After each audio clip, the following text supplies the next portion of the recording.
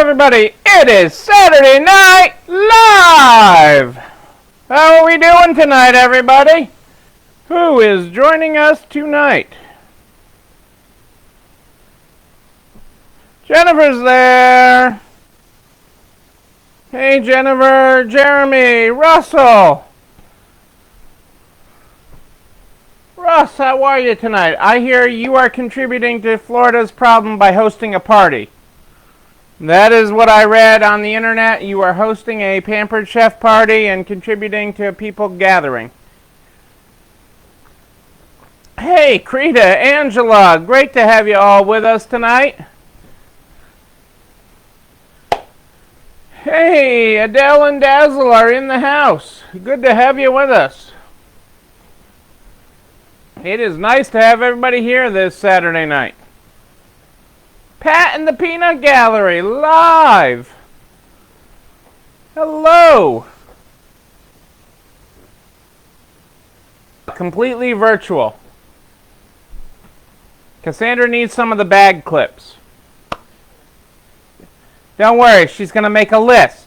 Don't worry. Hey, Heidi! How are you? How are the shoe sales going? Hey, Kitty! Good to have you with us. Pasadena's in the house. Boom! She's with us.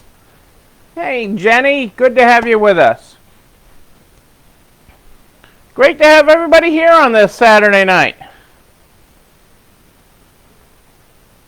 It is good to have everybody joining us. Taking away from your Saturday evening of leisure. Although I'm guessing Russ has got to hustle and get some of those home projects done before the family gets back. But I digress. What is everybody grateful for this Saturday night? Tell me about, hey, Christine, you're here at the party. The party can start now that you're here. What is everybody grateful for this Saturday night? Tell me about it. Give me some good news. We had a great, very good, strong Saturday of sales. Only one workplace injury. It wasn't me.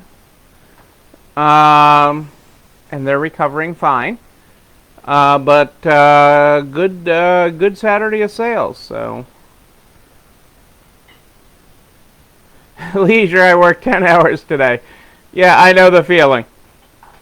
I do know that feeling, Kitty. I'm thinking of taking a half day tomorrow, though. Maybe only work a quarter of the day.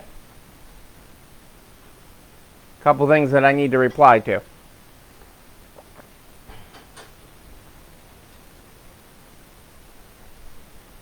Yes, it is. But you have tomorrow off, Jennifer. You have tomorrow off. Sunday off. Let that website do some work for you tomorrow. Absolutely. We have one of our people so excited that we're actually closed for 4th of July. She's worked retail her whole life and has never had the 4th of July off. And it's like, well, that's one of the few holidays we close. Although now that I mention it, maybe we should have a website sale that day. A 4th of July sale on the website. I'll let my production team worry about it. I just throw out these big ideas. Well, that's true. We're having a book sale this weekend, which came out of nowhere yesterday afternoon, but that's okay. We've actually sold a lot of books. Yay! Joanne is off tomorrow. Self-Care Sunday, Joanne. This is Self-Care Sunday Eve. Yeah, it's great to have a good, hard-working staff. We have a dedicated group. We had given one team member a raise in her payroll today, and she wanted to beat me up for it today and was like, we should not be doing that. We have had no revenue for 3 months and no money, and we shouldn't be giving her a raise. And I appreciate that sentiment, which is partly why she got a raise.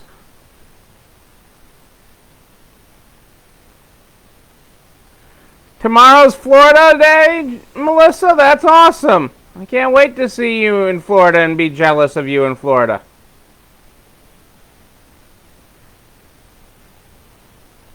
That's true. A lot of July 4th things have gotten canceled, but we decided to, maybe out of our own self-preservation, still be closed next Saturday. I agree with you. A lot of things have been canceled, and people will be looking for something, but we decided to... It is one of our, how many holidays do we close for? 4 or 5 holidays? Yeah, we closed Easter, which was easy this year since that was canceled too. We closed 4th of July, we closed Christmas Day and Thanksgiving. I think that's it, right? Yeah, those are the 4 days a year we closed. What? No alcohol with the guacamole? Yes, they're bring your own. You could fit it into a baby bottle, Melissa, and it's all good. But maybe we'll do a website sale. Maybe we'll do a website sale, a 4th for the 4th, or a firecracker sale, or I don't know. Maybe we'll come up with some great promotion. And my new website, I know, can handle the increased traffic, right, Russ? I mean, we're not Disney World, but we can handle our increased traffic without going down.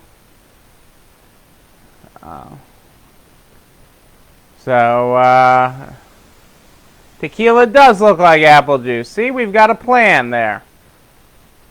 Hey, Barb, great to have you with us. Great to have you with us, everybody. Well, let's get this Saturday night party going.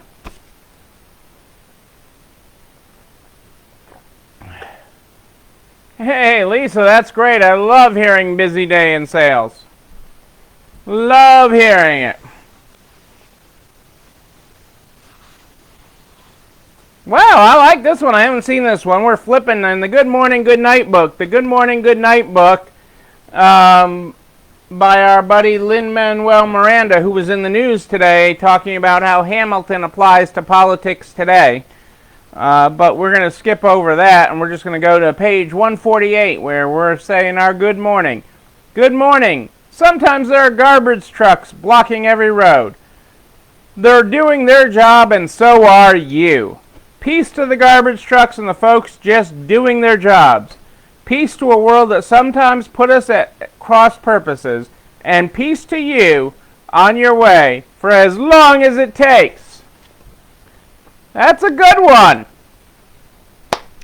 That is our good morning, our good morning today on Self-Care Sunday Eve. Self-Care Sunday Eve. I'm going to go on. New York retailer, malls not opening in Phase 4 is devastating. In a Tuesday news conference, New York State Budget Director Robert Mujica released preliminary information about the state's Phase 4 reopenings next week, and mall retailers were not happy. Malls, movie theaters, and gyms will remain closed in Phase 4, and neither the budget director or the governor have given any indication when they'd be allowed to reopen. And the malls are mad. How can they lump all the malls together? They've been closed for months and there's no end in sight. I understand that. And it's a delicate balance, especially as we see in states that are just going nuts right now. Retail tenants' rent payments increased by 15% in June. 61% of retail tenants had paid their June rents as of June 15th, a 15% increase over a month ago when just over half had anteed up, according to a data check. This is a material development. It's not world-changing, but it's hopeful. It's a hopeful indicator of a slow recovery. Just like last month, a slightly greater percentage of national chains came through with the cash than locals, though both categories came in above 60% paid. 1 year ago at this time, 92% of nationals and 84% of locals had made the rent. Along with essential providers like supermarkets and drugstores, Quick service restaurants have been stalwarts in making their monthly payments during the pandemic. McDonald's, Chick-fil-A, Taco Bell, Chipotle, and Pizza Hut were all more than 90% paid up for June. They noted that payment percentages have been boosted by tenants that negotiated rent deferrals with their landlords. If I owe a landlord $10,000 but can only pay him $5,000 and have negotiated a deferral, that does not show up as a delinquency. Far fewer national tenants failed to make any rent payments compared to last month. Just 24 Hour Fitness, AMC Theaters, Carter's, Century 21, JCPenney, LA Fitness, and Regal Cinemas showed up in the zero column. In regard to some folks that strategically did not pay, landlords have gone into litigation against them, though they're not suing the mom and pops that just don't have the money. Who thinks, I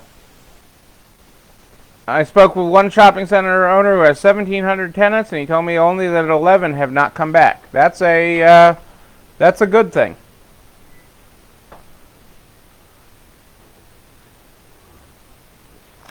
We're going to cover that later.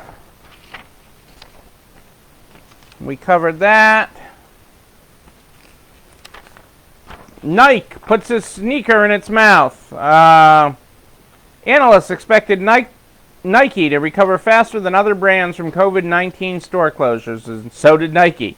After weathering the initial outbreak in China, Nike execs boasted that their playbook of enhanced digital communication and targeted store reopenings would insulate the company from massive losses as the virus spread through the U.S. But yesterday, they reported its revenue fell 38% to $6.3 billion. That's their worst quarter since 2013. And they also swung to a $790 million loss from last year's $989 million profit. And e-commerce wasn't enough. Online sales grew 75%, but they only reaped 30% of replaced 30% of Nike's total revenue. Canceled wholesale orders and expenses tied to customer returns caused gross margins to decline 37% to 37% from 45% last year. Lots to keep in mind.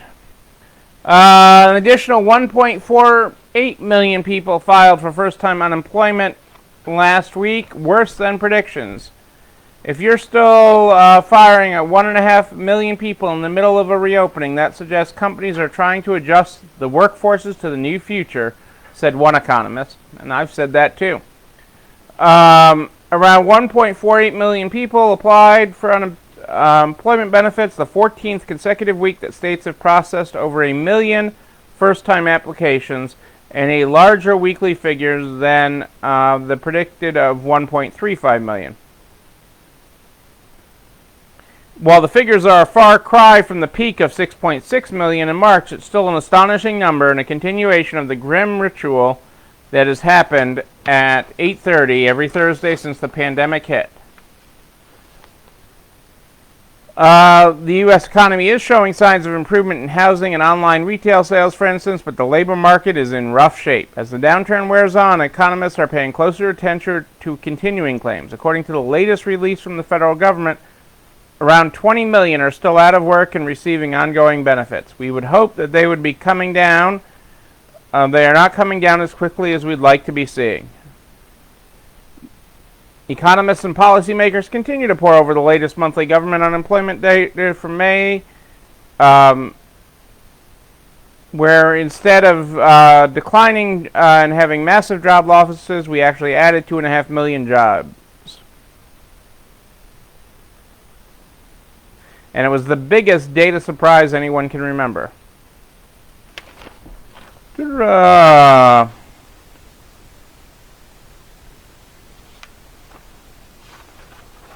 They're still hoping for continued improvement. I think there is some good news ultimately in people getting back to work. We're going to save that. The shareholders of Taubman approved the deal with Simon, even as the two head to court over Simon trying to nix the deal. So that is headed to court this Wednesday, but the shareholders of Taubman have approved the deal should the court say it has to move forward. So it'll be interesting to see what happens this coming week. Hey, Linda's joining us. Great to have you with us.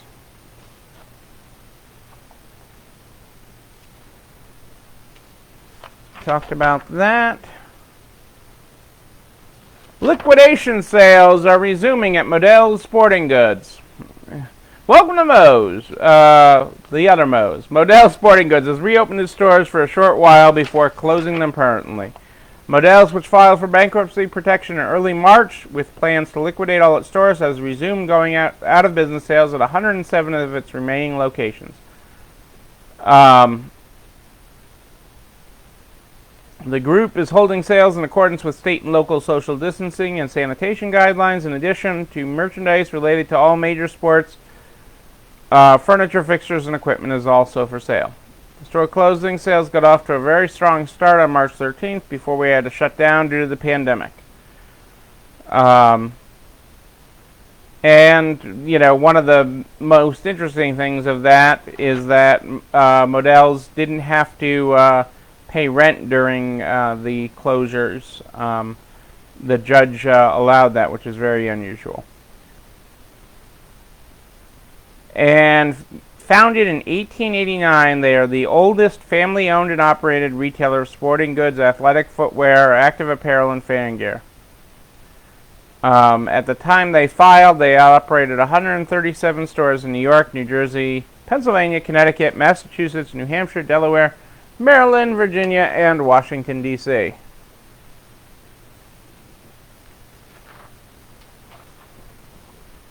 Amazon, our friends at Amazon in Massachusetts, in the town of North Andover, Massachusetts, they're getting a $27 million tax break. What makes this tax break so unique is it is an amount equal to the combined total of tax breaks granted to Amazon for facilities it already has in 3 other Boston cities. So for this one facility, they're getting the same tax break as all the others combined. And that's pretty huge. It's kind of interesting. They did something similar to one they're building that they just announced last week in Connecticut. So, oh, that's interesting, Kitty. I may have to look that up. I like some of the Undercover Boss episodes. I don't like, you know, some of it got out there with what they were doing for individuals and stuff that was just a little unreal, but I do like some of what you see in Undercover Boss. Back to the job market, the University of Massachusetts is facing a budget hole of more than $50 million. Deficit significantly larger than anything we faced even during the 2008 economic downturn. And they are planning massive layoffs. So the other parts of the economy, and that's where we're going to start seeing it, and that's when things are going to get interesting here, is because as we start to see layoffs in other parts of the economy that haven't seen it yet, it's going to get interesting. They started announcing school layoffs for regular, K through 12 education in Massachusetts, because that budget year starts July 1st. And our town of Leominster, where our stores are, is, announcing 200 and something immediate layoffs, and others are likely to follow. But that is, a lot of those layoffs end up getting restored. So I'm not, until we're actually back in school's back in session, I don't count those as layoffs, even though they are layoffs. It's part of a budget game. They have to be a balanced budget with their revenues. Their revenues are so in the hole as a town, and they haven't heard what they're getting from the federal government, or what they're getting, what the states are getting, what the states are going to be able to share, etc. So there's going to be a lot of games with layoffs coming up. So we'll have to see where that goes.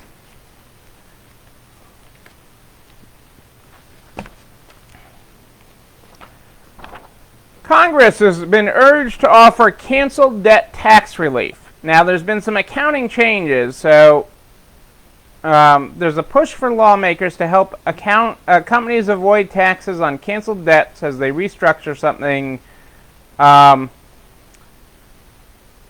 as the pandemic has thrown industries into a tailspin.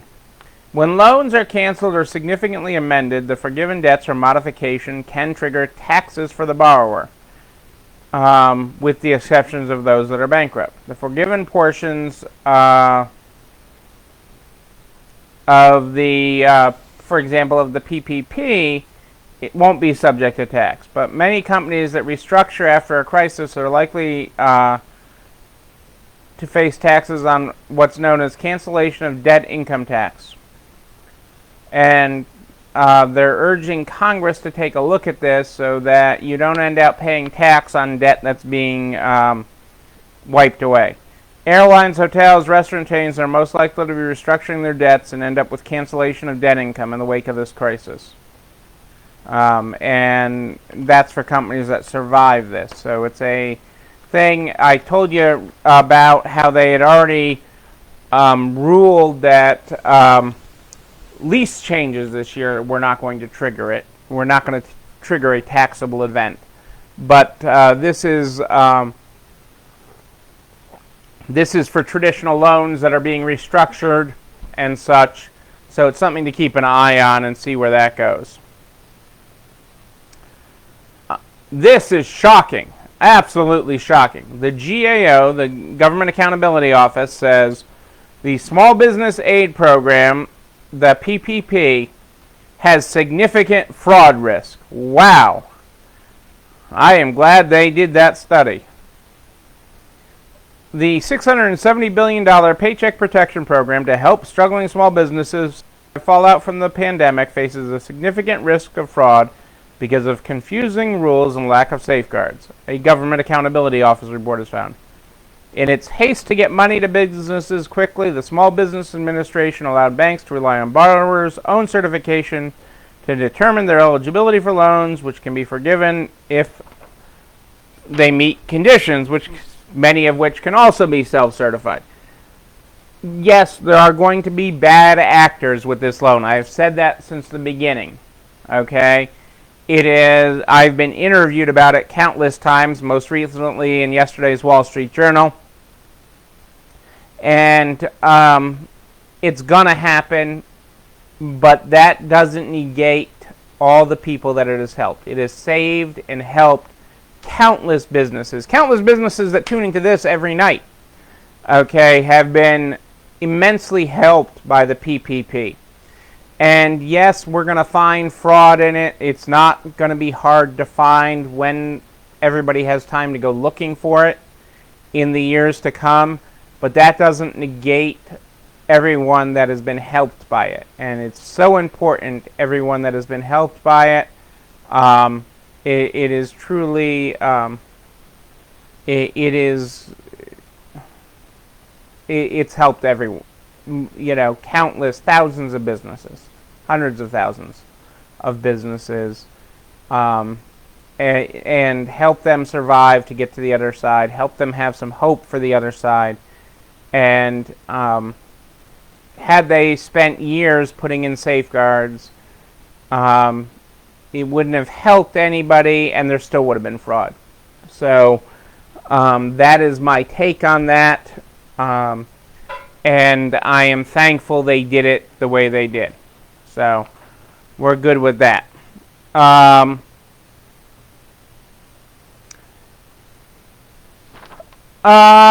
For those of you that do not forget that the tax deadline, if you have not done your 2019 taxes, that was extended to July, from April 15th to July 15th.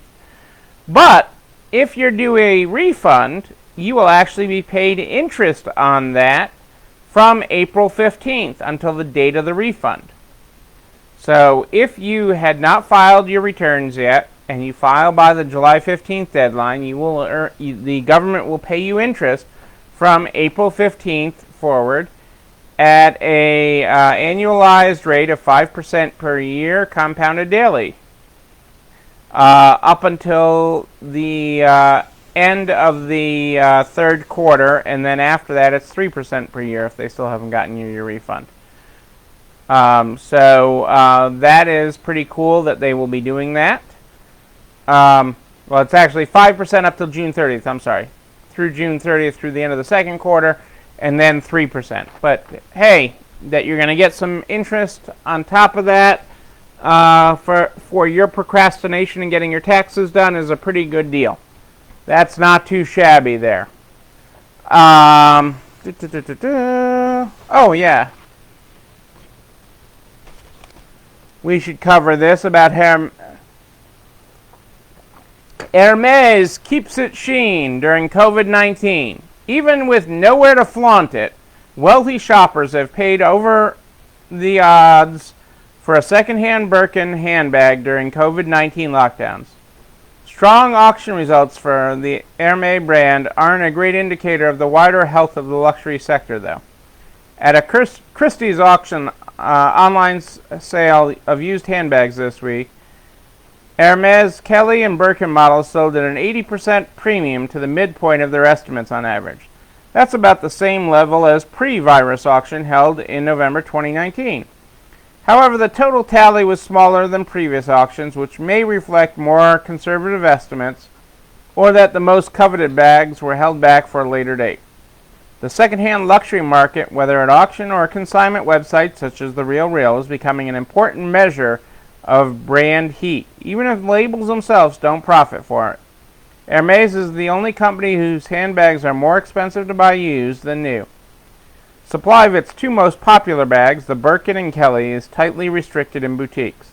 That forces shoppers into a thriving resale market where they can expect to pay 50 to 100% premiums over store prices for rare colors. The strength of demand for used Hermes bags, even during the pandemic, suggests sales of new ones will bounce back once stores reopen.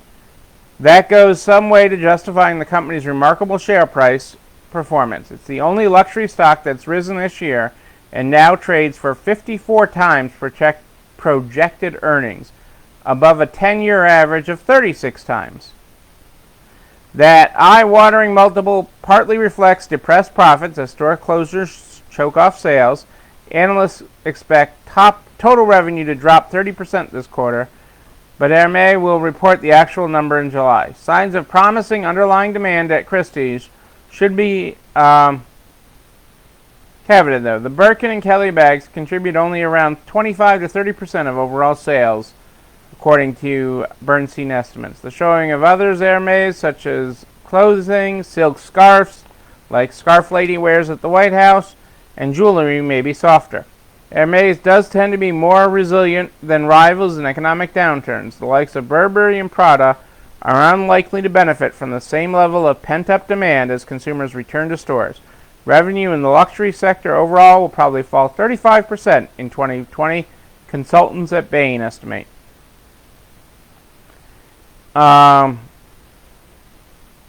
Demand for the French company's bags look healthy, but shouldn't be read as a sign of COVID-19 immunity at other names. So there you go. That right from the journal today. And that brings us, folks, to Self-Care Sunday. Self-Care Sunday is a day we have set aside from the beginning of this, from the beginning, for you to take time for you. You are going to take time for you. One of the things we have all done during this is baking. Even those that didn't have a flour pantry have baked. And we have two great recipes. One came in just before press time tonight. So we have a strawberry pie, and strawberries are in season here in the Northeast. A strawberry pie as one of our recipes, and for our chocolate lovers, We have cookie dough and cookie dough pretzel bites. Cookie dough pretzel bites. Okay. Is our other recipe for Self-Care Sunday, which is all about you taking care of you. I intend on taking some downtime tomorrow. I don't know how much downtime, but I don't plan on sitting at my desk the entire day. How's that? Maybe a little bit in the morning. Clean off a couple things that I need to reply to. But and organize for my Monday. But other than that, I am not planning the entire day. At home, we don't have anybody. We don't have... Rebecca's not at home tomorrow. Zeke's not here.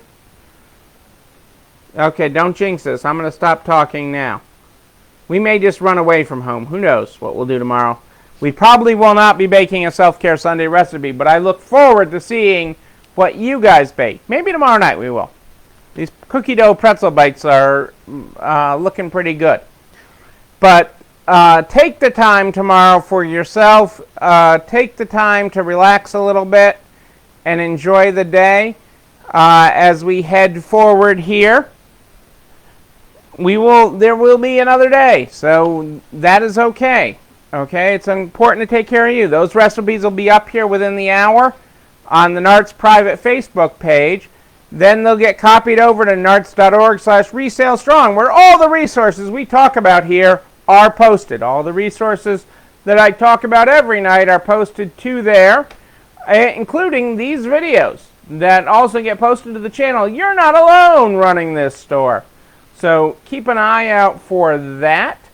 All of that will be happening, and I'll be back here again tomorrow night. Tomorrow night, live at 8 o'clock, live at 8 o'clock Eastern, where I am every night, to see what we're doing on Self-Care Sunday and see what's happening for the week ahead. But we did it, people. We got through another week, all the way from bell to bell. Another week. 1 week away from July 4th. We got this, people. We are doing it. We are getting to the other side. We are one day closer. I promise you that. But if you have a question that I have not answered, that you don't know the answer to, that you're unsure of, if you haven't applied for your PPP yet, you got 3 days. Apply. Ask me questions afterwards, but apply. 3 days, people. Just email me, Neil, Neil at ECIstores.com, Neil at ECIstores.com. That's how you reach me. We start every program every night with the Good Morning Good Night book. The Good Morning Good Night book is how we start the night. For those of you that were not here at the top of the program, our good morning tonight was, good morning. Sometimes there are garbage trucks blocking every road. They're doing their job, and so are you. Peace to the garbage trucks and the folks just doing their jobs. Peace to a world that sometimes put us at cross purposes, and peace to you on your way for as long as it takes. Our good night tonight on page 149. Good night. Sometimes there's traffic in every lane. A galaxy of folks moving in the same direction. Peace to the kids asleep in the back seats. Peace to the miracles of merging lanes, wherein we inch forward and learn to let each other in. And peace and patience to you on your way home. And safe travels to you, Melissa. Have a great trip down to Florida. Ladies and gentlemen, I am Neil Abramson. I do like a good wedding, a bar mitzvah, a party. And we will have those again soon. I will see you again tomorrow night, everybody. But until then, know that you and you, but most especially you, I'm pointing at you, are not alone running this store. I'll see you tomorrow night, everybody. Have a great night.